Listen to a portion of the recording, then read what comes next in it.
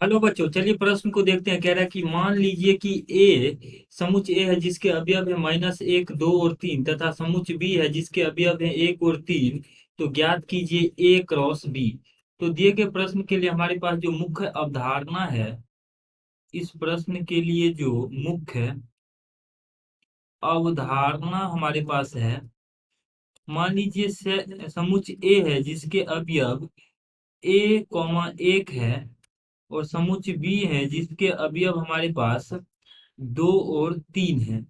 तो इस स्थिति में ए क्रॉस बी जो होगा वो आ जाएगा। अब देखिए यहाँ ए से बी में लेना है, तो ए का संबंध बी के अवयव से लेते हैं, तो ये आ जाएगा 1, 2, 1, 3।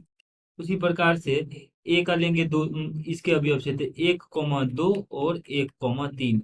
यही संभव यहाँ पे संबंध ए क्रॉस बी में है। अब प्रश्न के अनुसार देखते हैं हम, तो ए अवयव के लिए, ए समुच के लिए अवयव है -1, 2 और 3 और समुच बी के अवयव है यहाँ पर 1 तथा 3।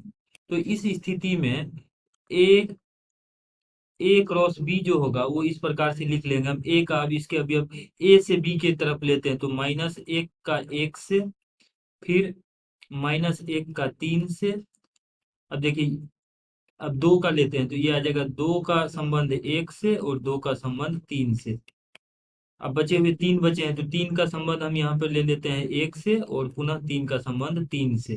तो यही हमारे पास ये ए क्रॉस बी में ये जो लिया गया है, संबंध स्थापित किया गया है ए क्रॉस बी में, यही हो जाएगा। -1 से 1, -1 और 1, -1, 3, 2, 1, 2, 3, 3, 1, 3, 3। आशा करते हैं कि इस प्रश्न का हल आपको समझ में आया होगा। धन्यवाद।